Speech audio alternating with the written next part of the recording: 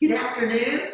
I have with us Ben Gilchrist, who is our President and CEO of Southminster Community. Ben, I think we've come at sort of the same time here. I've just celebrated a little over a year being at Southminster, and maybe you came just a little bit before me. I guess you never envisioned your first year of being here as being in a pandemic.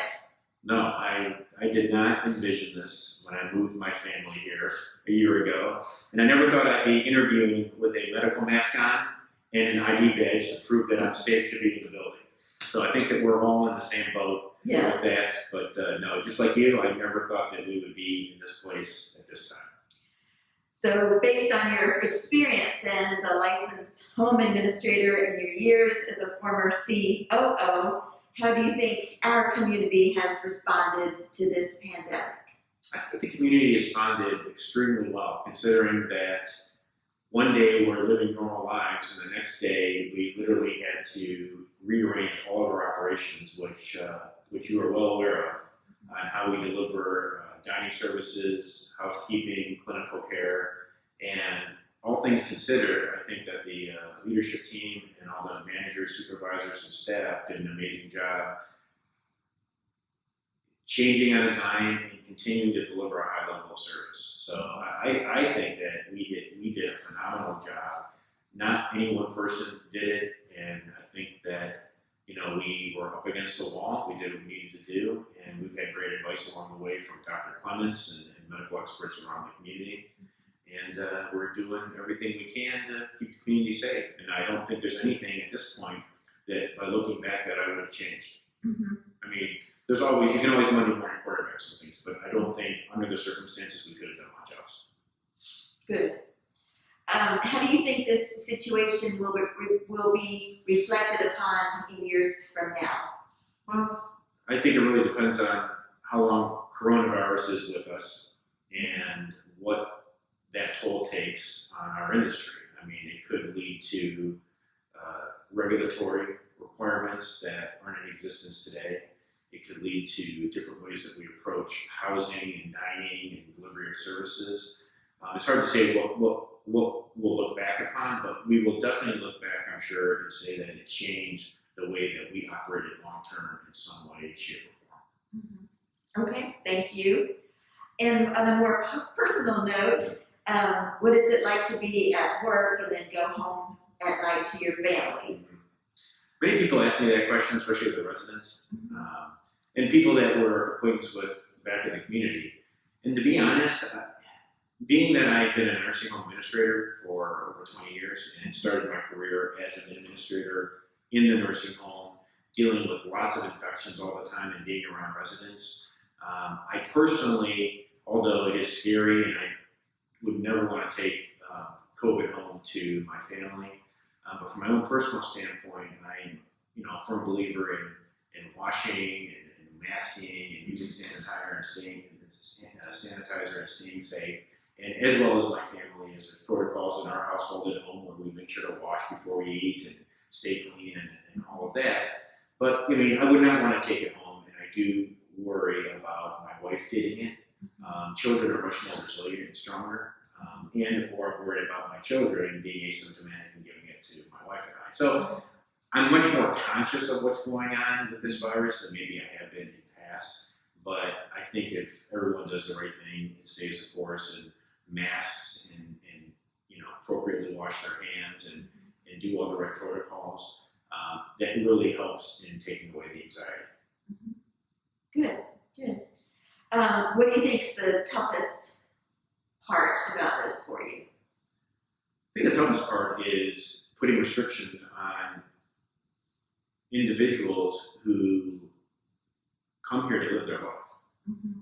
And it's hard to put restrictions on individuals who watch the news and see that others out in the community can come and go to public spaces, do all these things, but yet they're being told not to do that, even though they're the most vulnerable. And every physician and every medical expert will tell a senior that exposing themselves has greater risk. It's still hard to look them in the eye and say, hey, your loved ones can't come over and see you on Mother's Day, or you can't go out to visit your family, or you shouldn't go out to visit your family, or we have to cancel all these activities, and then you have to stay in your apartment and/or walk by yourself around the campus, which creates a whole other level of issues that have to do with loneliness and depression and so on and so forth. So that is the single toughest thing for me, is to have to tell people who have come here to live their life that right now they can't live the life they want to live. That's well said.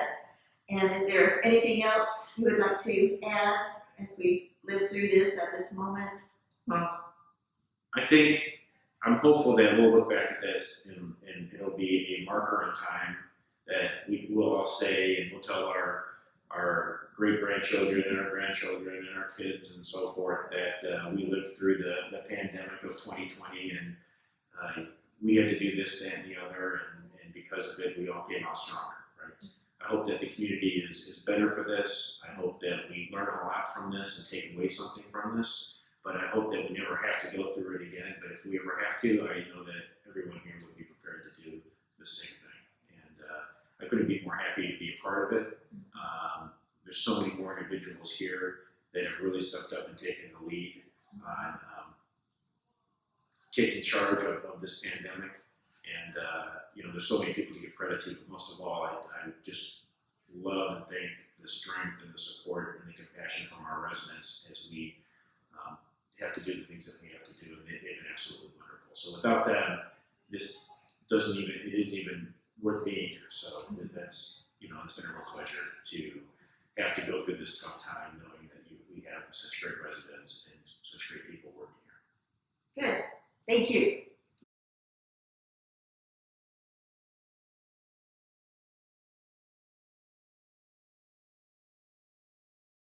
I thought about, first, this has been an event that I never thought that I would have to experience in my generation.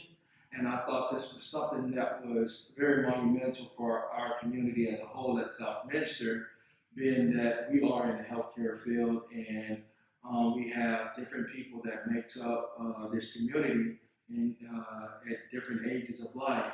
And so I thought this would be something that we could use as a part of the healing process as we go through it together. That's good. What would you say is the toughest part of your days right now? Well, the toughest part, there's a couple of parts to it, but I hadn't categorized it as, which one is tougher. But we do have a team of about 65 employees, and worrying about their welfare and well-being, along with over 300 residents, to satisfy those appetites as well, has been quite challenging. But on both ends, from our supporters, from the support from the residents and the support from the parents of our staff, because we've got a fairly young staff, to commit to serving the residents in this time has been challenging but very supportive.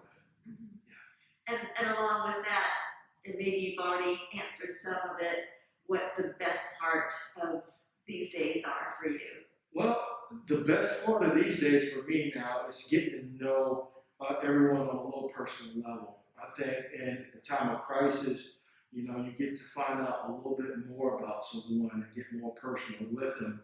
And that's both from the residents and also from our employees. There are things that I found out about our employees that I didn't know in the normal form of business, because I hadn't had that much time to communicate with them on one-on-one. So that's something that I'm very grateful of. And also with the residents and their family, I'm now getting to understand, not only the residents, but also getting the opportunity to meet with some of the family members on the phone, because they are restricted to, we're restricted to have visitation for our residents with family members. So it's been good to serve as a kind of like a mediator between the two and making sure that they get taken care of. What would you say that you've learned from this experience? I've learned a lot.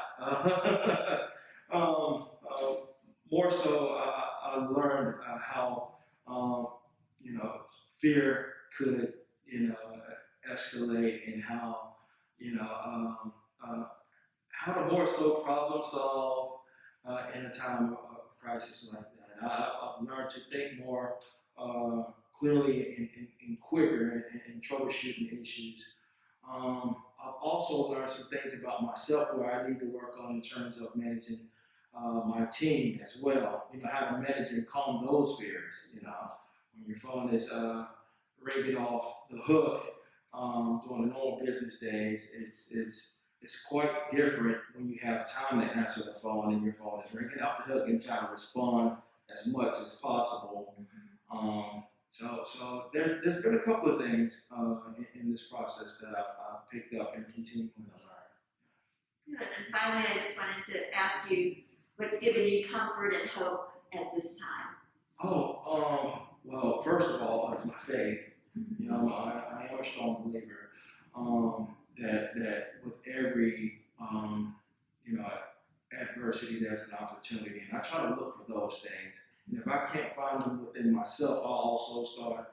And to know that we have a supporting group of people that I get to work along with that is like family as well. And the support from the residents has been, through the roof, and they keep us encouraged. And you don't know what value you hold to others in most cases, but coming here at Southminster, you do, because you get so much love poured onto you from both the residents and also the employees. So having a sense of belonging is key in making sure that I'm gonna have the right mindset and the heart to continue to work along with my family, my fellow team members. That's like family.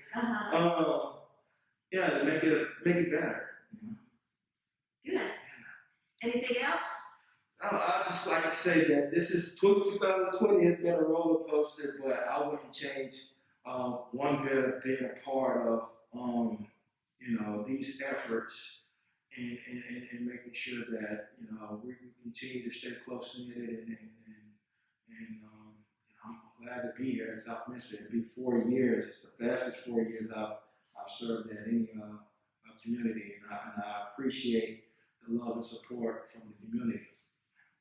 Thank you. Yeah, thank you. I think really probably the most important thing I've learned is how alone we all are in such a clustered environment, and so many around us, so many people, but all of a sudden we are so alone, tucked in our apartments, and are so really, there can be depression and loneliness, total loneliness. And you realize how fragile life is and how important friendship is. A phone call helps, but being face to face with a friend there's nothing any better than a good cup of coffee and a good visit with a friend. I realize that the privilege of living here, being cared for in our own environment. I mean, Southminster is the residence. If we weren't here, there would be no Southminster. That's correct. So, and it is our place, and it's for us to take care of and realize that those we have hired, which is true, all the employees here are our employees, are here for our interests and to take care of us. And I don't know, I think that it makes me so aware of just what goodness we have around us. Even in the dining room. I mean, to think that our dining staff prepares 700 meals a day for us. How could we in any way be anything but lauding them in all their efforts to take care of us? And to serve those 700 meals at my door. It might not be what I choose, it might not be exactly what we had in the promenade or the bistro, but it's well done, and I can always find something I like. Given what we're living through at the moment, is there anything more you'd like to say or add to that? Well, I live 20 feet my apartment is the closest apartment to the new healthcare center. And I have watched from the time the first bulldozers went in and dug out the dirt, and the blasting, and all the blasting that was done, a whole year's worth of blasting to get a 2-story garage in that hole. And then to see every day, I saw the steel beams going up on every floor, and all the concrete that was poured. The building that we have in healthcare is unmatched in the city of Charlotte. And to think that we at Southminster, we residents, this is for us.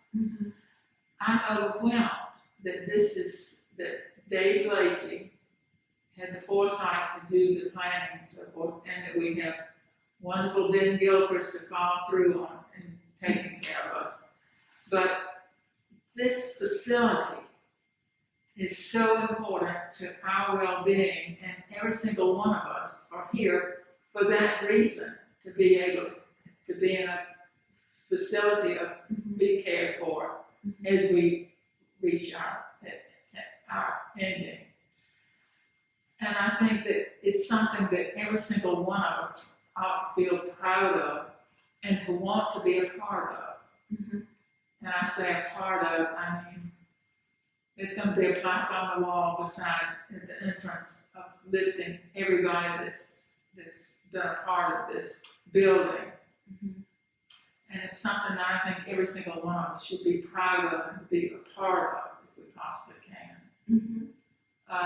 But I'm excited about September and moving in and having the thing is that now, if we would have another pandemic, this facility can handle anything that we need and be so separated that we can, now we're having to move into another hall, but this way it'll all be so protected and cared for within Enclosed. in each pod with the living room, the kitchen, and whatever. It's just going to be such a wonderful facility. And I'm really excited about that. I'm sorry. That's good. Thank you. Yeah. Thank you.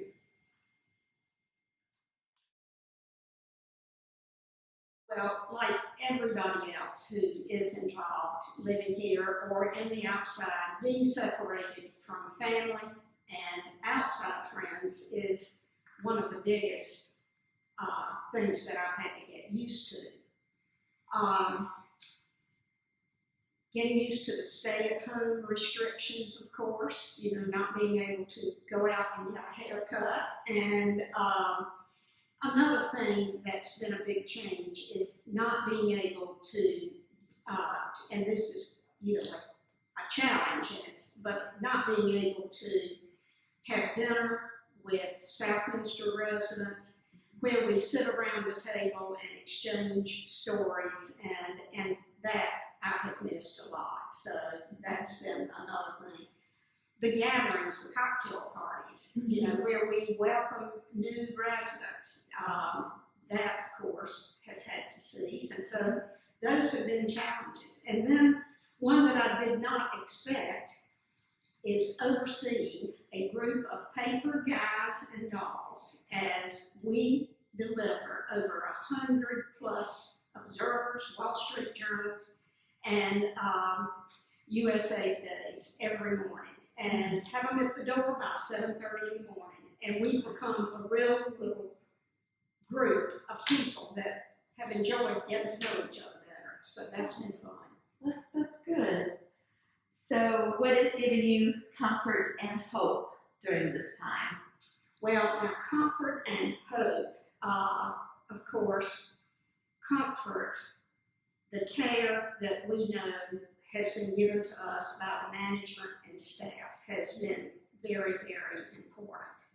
And knowing that we have a healthcare team that has our interests and the interests of those who are in healthcare, that they have done a tremendous job, and we owe them a huge thank you.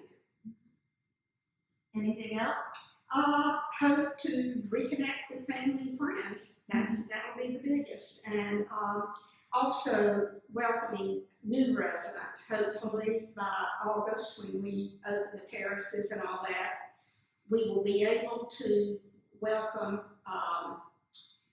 the new residents in terraces 3 and 4, and also hopefully the move of healthcare into their new space will be a real plus for healthcare. So those are my hopes. And Sue, what's been the most challenging part as mayor? Well, for one big thing, going from boomer to zoomer has been huge.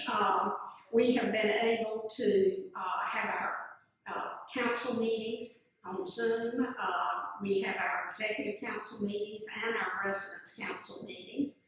That's been really good because we've been able to continue the work that the council has to do. Also, it's helped knowing that things didn't stop when all this happened. We were able to keep moving forward, making plans for the future. So that's been really a good thing. And what I look forward to is being able to meet face to face with my council and everybody here face to face in our meetings from now on, that when we get back to normal, to the new normal. Thank you.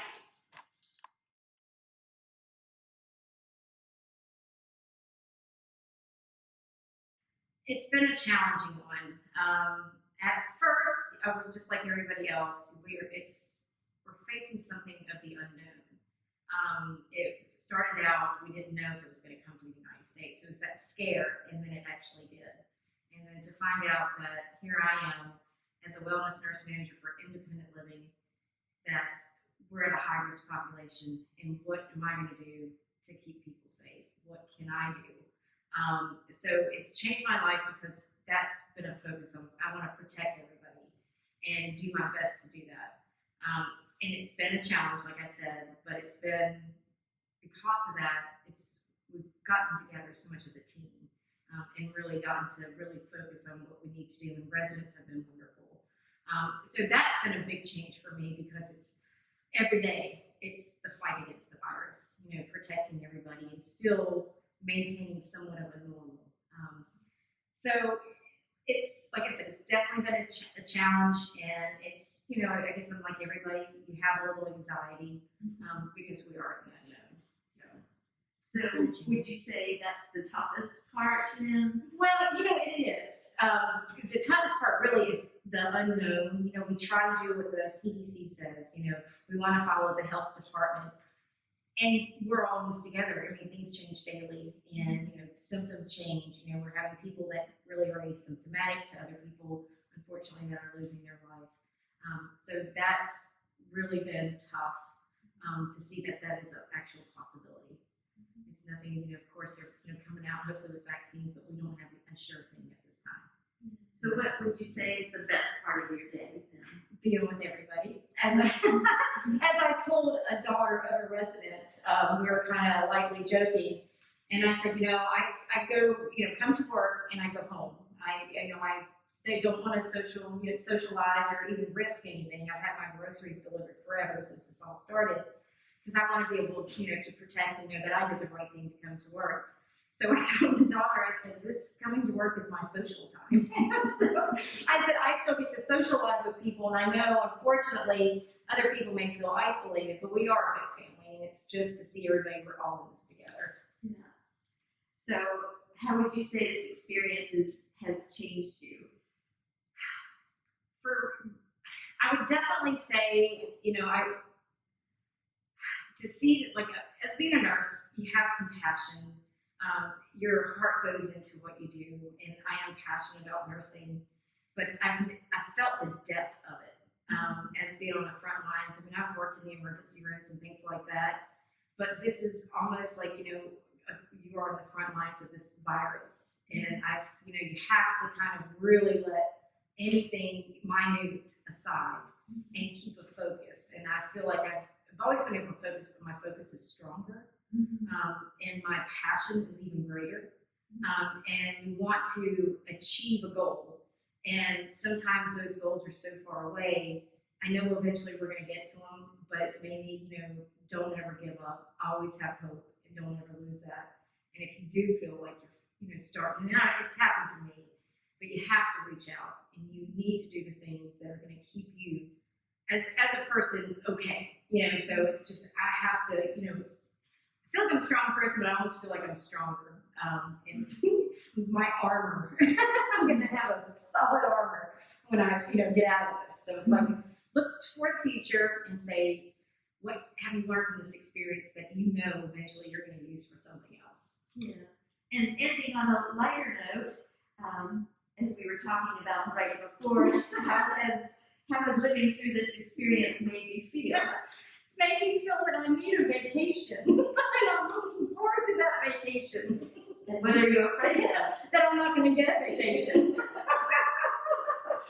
Thank you, Ellen. Thank This is you, great. Caroline. I appreciate it. Thank you. You could take a long time and a lot of words to express it. It's kind of hard to encapsulate such a comprehensive experience that lasted so long and affects both. It affects your human nature, your physical condition, your spiritual condition. And I found in the reflection that it was a real dichotomy. On the one hand, it was very insulating, but on the other hand, it was very freeing, which is kind of interesting. It was insulating because obviously we couldn't enjoy the contact with the contacts with people. We weren't able to have the cocktail parties or go out for dinners or attend meetings and so forth. So that was a little, and it became very repetitive. The days were pretty much all the same. Right. But it was freeing because on the one hand, you weren't tied up with running around to do grocery shopping, going to doctors and dentists, not necessarily being involved with a lot of activities here, which freed a lot of time. So you had a lot more time to sit back and kind of just take inventory, which was kind of interesting. So it was freeing in that regard. So basically, I would think that that really sums up in relatively few words, the experience of nearly 3 months now. Good. Can you tell us what's given you comfort and hope during this time of the pandemic? Yes. The first thing that I find striking is that we spent a lot more time interacting with our children and our grandchildren, family members. I think that they were more concerned about us, thinking about the fact that we were kind of on our own. So they tend to call more. Yeah. We tended to call them more, and we got to a lot more on visuals and so forth. So that was a very good thing to do, and we were able to really heal some things throughout the family that needed to be healing. We also learned to, as much as we love each other so much, we've been married 66 years, but we really learned to appreciate our relationship more. See, and we became more aware of how blessed we were because so many people here live alone, and that would be much more of a cross than we were experiencing. So, and also I think that it also gives an opportunity on reflection to try and reach into develop a little deeper spiritual relationships with each other and with God and to talk more about the Lord with family members. So the spiritual aspects was significantly improved during that period of time. Yeah. Thank you. Finally, is there anything you would want to say, given what we're living through at this moment? Yes. It's not particularly uplifting, but I think it struck me on because we have plenty of time to reflect. Human beings are designed to interact. We're not, with very few exceptions, we live in a world that is full of interactions with people, activities, and so forth. And that's what keeps us vibrant, and it keeps us thinking, getting exposed to different ideas and some of these experiences. And that keeps us sharp, you know. And that's what you find when we came here. We were very impressed with the quality of the residents, that they were interesting people, that had very interesting lives, and we were, we found that they were interested in us. So it was great. During this period where we're kind of restricted in terms of our lifestyle, I'm persuaded in my own mind that our lifespan is being reduced because we don't have the stimulation, we don't have the excitement, we don't have the interactions, we don't have our friends interacting with us on a regular basis. And I think that that's a prelude to becoming depressed, and then that in turn can affect your lifespan and so forth. So it's not a very good thing, but I think it's probably real, particularly for people who are living alone. They're so limited. They're limited to television or maybe the telephone or something like that. But they don't have that day-to-day ongoing conversation going on. And that's something that kind of has been weighing on me for several weeks now. And I just hope that it's, of course, we won't know by the time it's time to check out and go see the Lord. Yeah. We don't know whether or not we've been reduced, our lifespan has been reduced a little bit or a whole lot, but I think it'll have an effect on us. So, Thank you for your candor and for your good insights. That's thank you very much. helpful. You're very kind. Thank you very much. Glad to do it. Thanks for asking. Bye.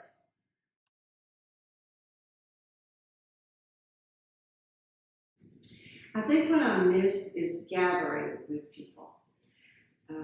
I can see people one at a time, but I miss the chance to have dinner with a group, to have them come to my apartment and have a glass of wine and go to dinner.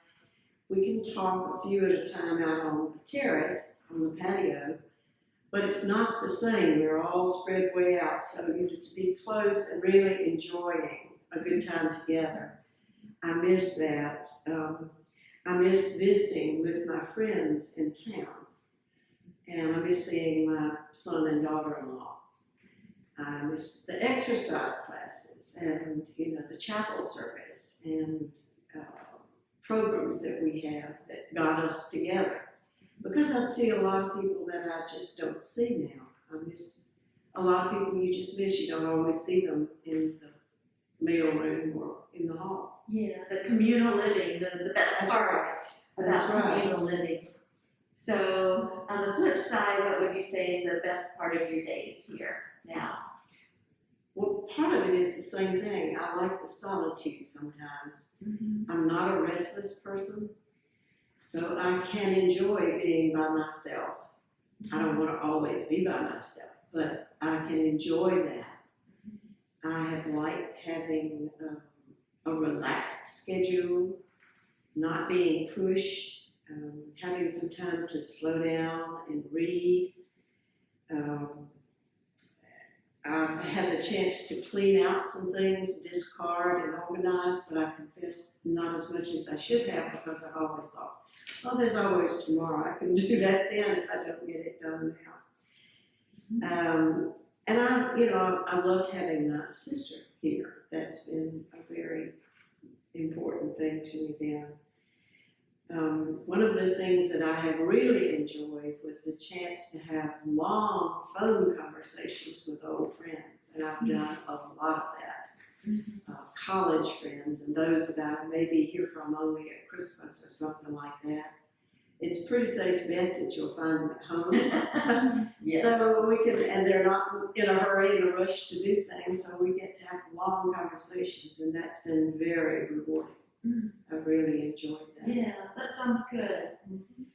So how is this experience different from other historical events that you've lived through?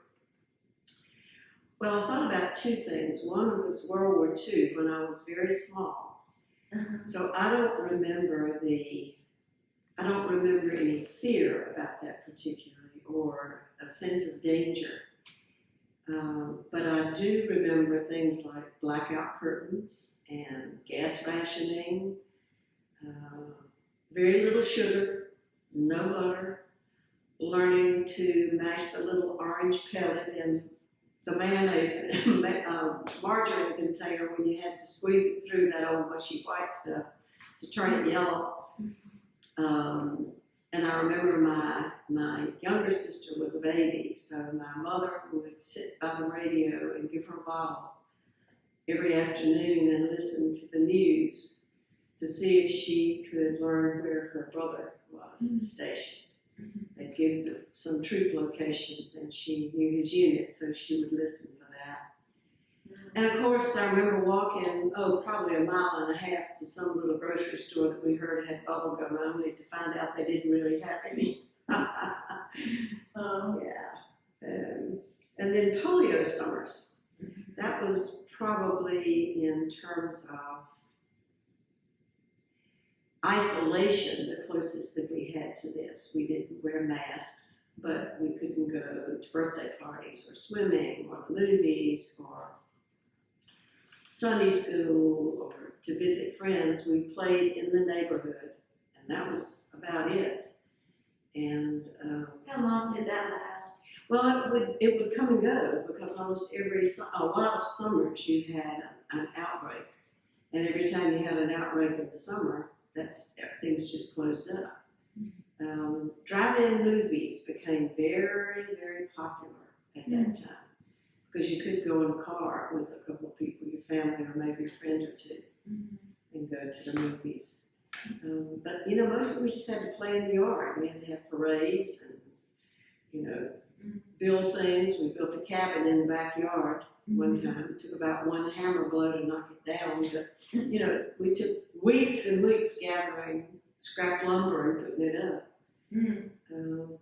But it was a scary time. I'm sure my parents were more frightened than we knew to be. Yeah. Somehow being a child, you didn't realize fear as we do when we get older to know. No, and I don't think so.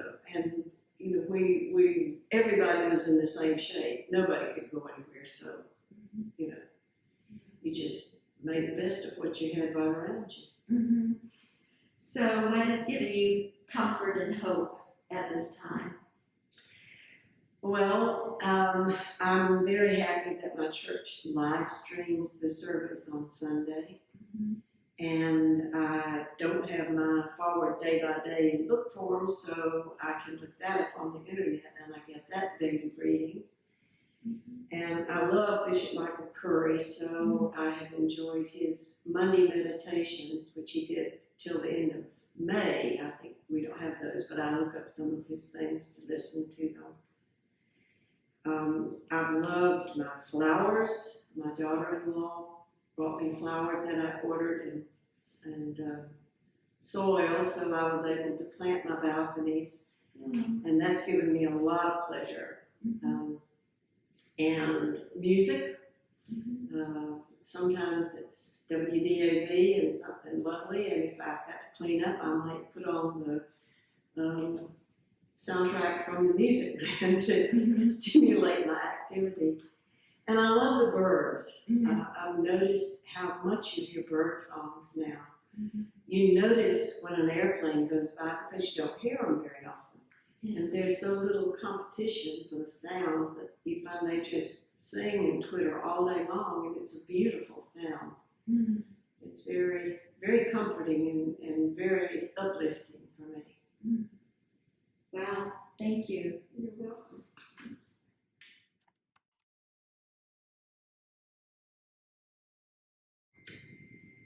Caroline, I think being a Southminster, even though I'm not around people per se, because we're in the lockdown, but I feel like I'm safe, that that they're looking after us the very best they can, and they're just devoted to us, and we're not in control. God's in control, and I think people realize that.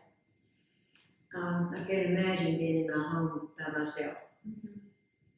mean, I know I could have a little more freedom, but I wouldn't be able to do the things that I'm able to do here.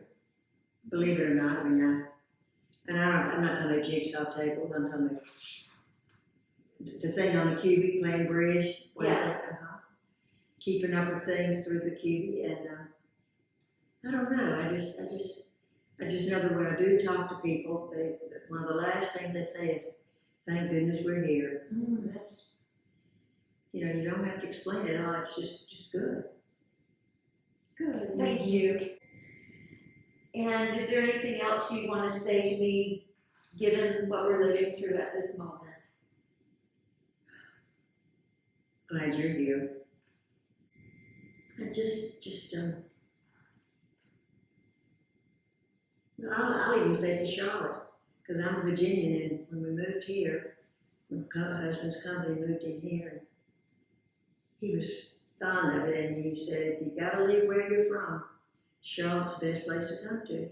And he really believed it. And that was in 1964. So, we have our church and the schools, and of course, friends and neighbors. Can't beat that. God is good. All the time. All the time. Yeah.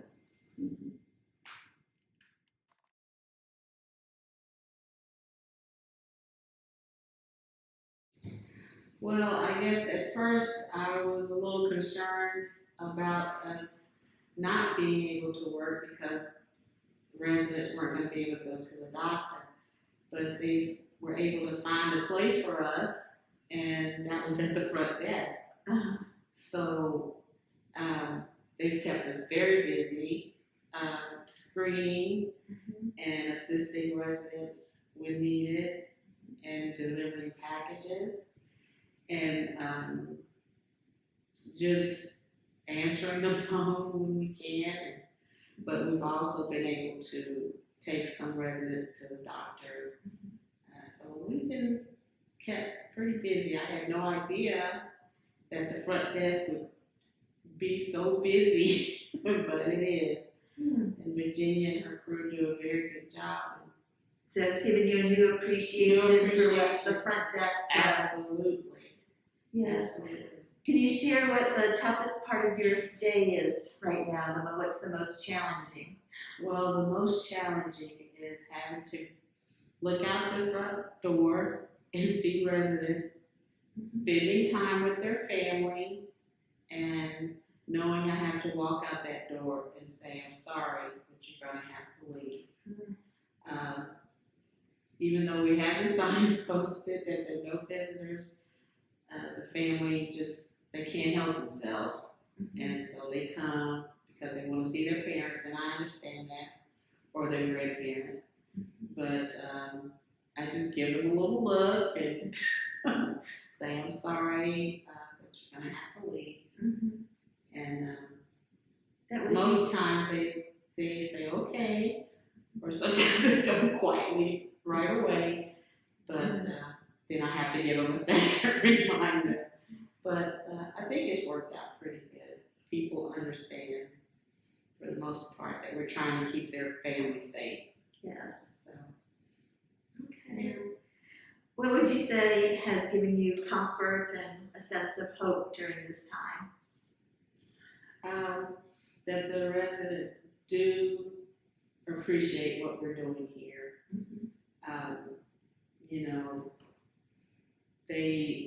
Before they would say, "Oh, thank you for what you do," but now you can really tell they really mean it.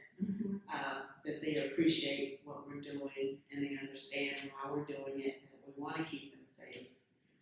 And that's really giving me hope that people do appreciate what we do here. Good. So is there anything else you'd like to say, given what we're going through at this moment? Yes. We're working really hard to try to keep the virus out as much as possible, but being at the front, it's a little scary because, you have to stay on your toes about washing your hands, keeping your mask on and making sure other people do the same, because you don't want to take it home to your family. I don't want to put my mother at risk by not doing what I'm supposed to do and seeing other people not do what they're supposed to do. So I appreciate what Southminster is doing to make sure we stay on our toes.